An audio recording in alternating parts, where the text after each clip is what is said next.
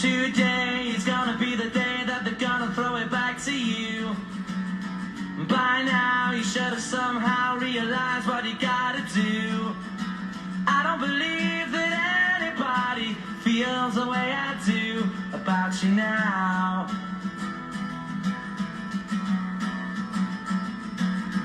Backbeat, the word is on the street that the fire in your heart is out. I'm sure you've heard it all before, but you never... Show. Estamos de vuelta. Ahora vamos a ver las costillas típicas y las costillas especiales, ¿sí? Para poder terminar.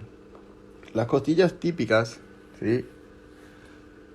Son las costillas que tienen características comunes, que son todas iguales. No cambian esas características.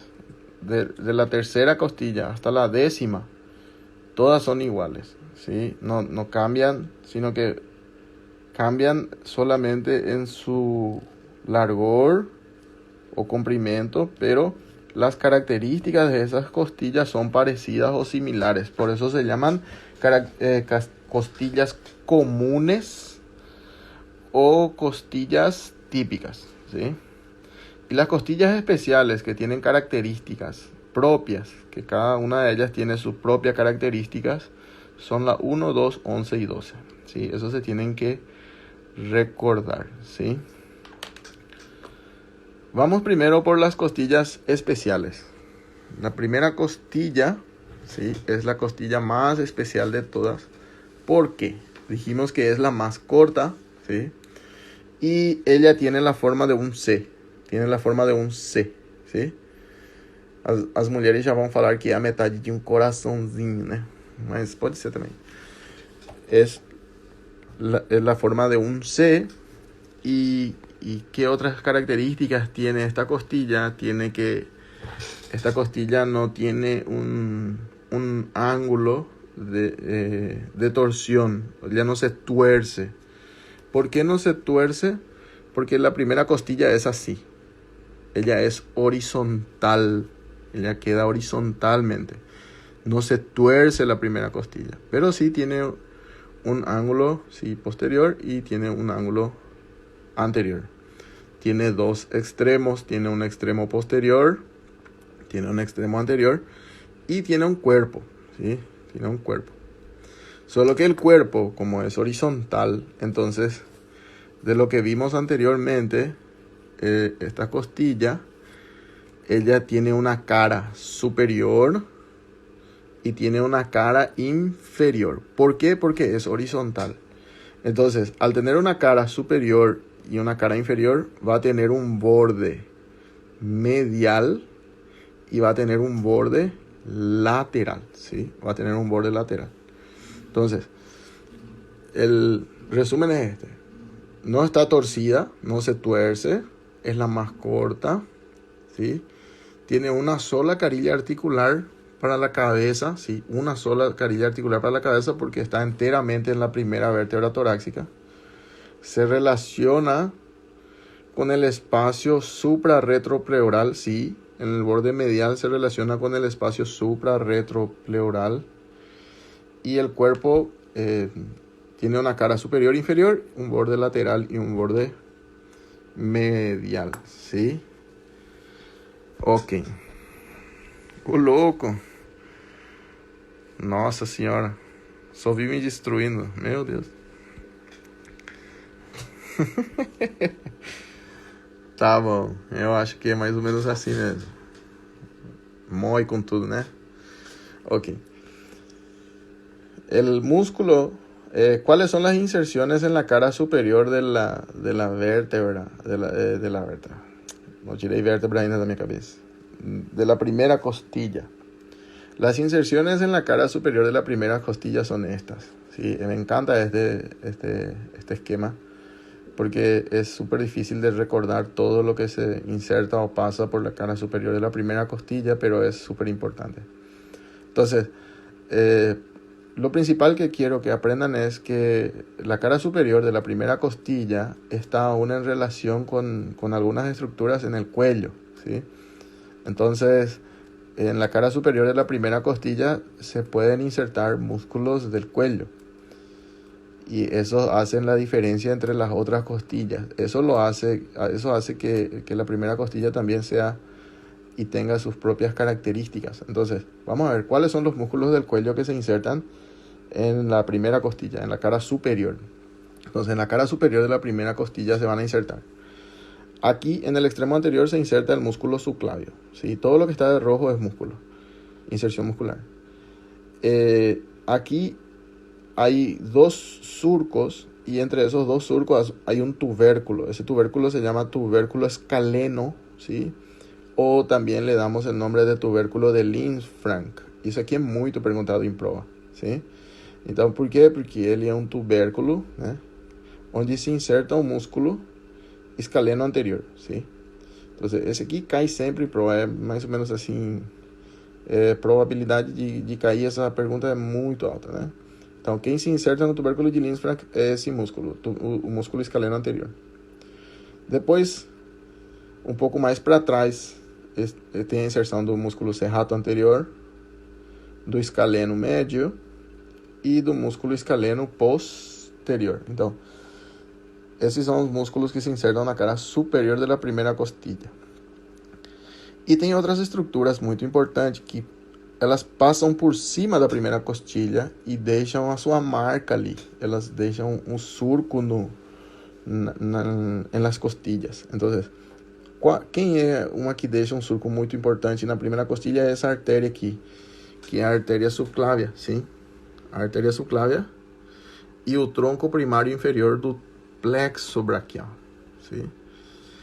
E mais por frente tem outro surco formado na primeira costilha, que é o surco da vena subclávia, ok? Então tem dois surcos na costilha, um surco anterior para a vena subclávia e um surco posterior para a artéria e o tronco primário inferior do plexo braquial, ok? E aqui tem mais uma rugosidade onde se inserta o ligamento costoclavicular. Então, como ficaria esses dois surcos? Esses dois surcos ficam assim, ó. Um surco anterior para a veia subclávia e o surco posterior para a artéria subclávia e o tronco primário inferior do plexo braquial, ok? Agora a segunda costela. A segunda costela, essa é a característica. A primeira costilha, dizemos que é horizontal, né? E as costilhas comuns eram verticais. Então, a segunda costilha está entre a primeira, que era horizontal, e a terceira, que já é comum, que ela tem uma ordem vertical no corpo. Então, a segunda costilha é oblíqua, sim? Ao ela ser oblíqua, ela vai ter uma borda superior, né? Uma borda inferior, uma cara superolateral e uma cara inferomedial. Então, como seria assim? Umas caras superolaterais, inferomediais, e vai dar inserção a dois músculos, né? Na sua cara superolateral vai dar inserção a dois músculos, serrato anterior e escaleno posterior, sim?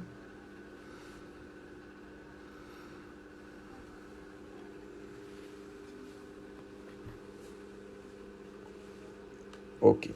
A 11ª e 12ª costilhas. Falamos que eram flotantes ou flutuantes porque não tinham ligação com o externo, né?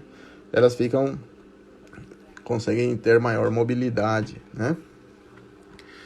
A 11ª e a 12ª têm umas características. Eu pergunto a vocês, depois do que vimos, que as costilhas aumentam de tamanho, de comprimento até a 7ª e depois vão decrescendo, qual é maior? Qual é mais comprida? A 11 ou a 12? A 11, sim. A 11 ela é mais comprida que a 12. A 12, a 12ª costilha é mais curtinha, sim? Mais curtinha. A 11ª, sim, não tem tubérculo, isso é muito importante, e não tem cartílago costal também. A 12ª, ela tem uma carilha articular para o pedículo da 12, lembram? Ela se insertava no pedículo da 12 e não tem tubérculo nem cartílago costal também, Antigamente falávamos que tinha um pequeno cartílago assim, bem na pontinha, que logo ossifica, sim? Surco é chamado toda a região onde se passa uma veia, artéria, etc. Não. Surco é quando tem uma depressão no osso, né?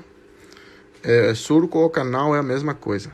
Mas no caso, nesse canal, né? Nesse surco costal, tem um paquete vasculonervoso que é o paquete vasculonervoso intercostal, né?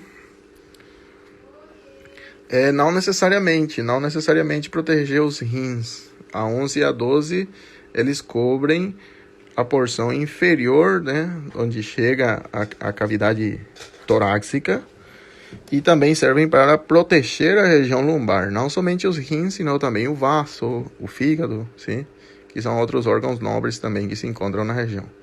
Principalmente protegem os órgãos que chamamos de órgãos tóraco-abdominais, ok? Então, os lembretes, né? Toda a primeira costilha, né? A primeira costilha, ela tem uma cara superior e inferior. A segunda tem uma cara superomedial e superolateral e inferomedial. E os cartílagos costais, né? Os cartílagos costais, então, são em número de 10, né? 7 estão diretamente no esternão. E a oitava, a nona e a 10ª formam um cartílago costal comum, né? Todos os cartílagos costais têm uma cara anterior, uma cara posterior e tem uma borda superior e inferior, sim? Todos esses cartílagos, então, 7 estão diretamente no esternão. 1, 2, 3, 4, 5, 6, 7.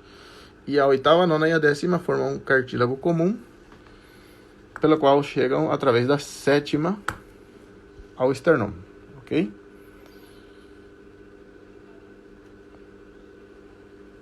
A caixa torácica, sim, então, resumindo, né? Como é chamado também de compasso torácico. Sim, isso aí vem de um termo francês. Antigamente falavam compasso torácico. Eu não sei falar francês também, então, né? Na verdade é uma caixa que serve de proteção, né? E tem 37 ossos, são os 37 ossos que acabamos de conhecer. E os cartílagos costais, né? Então aqui está o resuminho do que tínhamos falado no início de hoje, que é a forma, que é cilindrocônica, tem uma vértice superior, sim, que ela é mais pontuda para cima, vértice superior, tem uma base inferior e tem 3 caras, uma cara anterior, uma cara posterior e duas caras laterais. Tem um orifício superior e tem um orifício inferior, ok? Isso aqui é, resumindo, uma vista anterior da caixa, sim, uma vista anterior da caixa torácica, e isso aqui é uma vista posterior da caixa torácica. Uma pergunta, essas estruturas aí pintadinhas de verde, elas formam parte da caixa torácica ou não? Vamos deixar essa dúvida aí, né? O orifício superior do tórax, então esse é o resumo, ó. Primeira vértebra torácica, sim, escotadura jugular e primeira costilha e primeiro cartílago direito e esquerdo, ok? O orifício torácico inferior seria toda essa parte que está marcada aqui, né? Que eu já fiz o resuminho para vocês hoje cedo. Então, por trás é a borda inferior da 12ª vértebra torácica. Pela frente é a apêndice cifoides e os cartílagos costais comuns. E lateralmente a costilha 11 e 12. Isso aqui, finalmente, ó, na abertura desses bordes condrocostais se forma um ângulo, sim? Esse ângulo que se forma aqui entre as rebordas condrocostais se chama ângulo de Charpy. Normalmente ele tem aproximadamente 75 graus, né? Aí vou ver agora vários alunos medindo isso, né? Vamos ver se eu tenho 75 graus mesmo de abertura ali. Quanto mais o paciente for longevo, ou seja, quanto mais alto o paciente, maior altura, menor ângulo de Charpy. Ou seja, pode ter, por exemplo, 60 graus. Agora, se o paciente é brevilíneo, ou seja, mais curtinho, né? Para não falar não, o ângulo de Charpy pode aumentar e chegar até ser de 90 graus. ¿Tá bom? Isso aí. Y aquí terminamos, ¿sí? Cualquier cosa o cualquier duda, después lo hablamos en el vídeo de las dudas, ¿sí? Espero les haya gustado y todo de bien para ustedes. Que tengan un excelente día.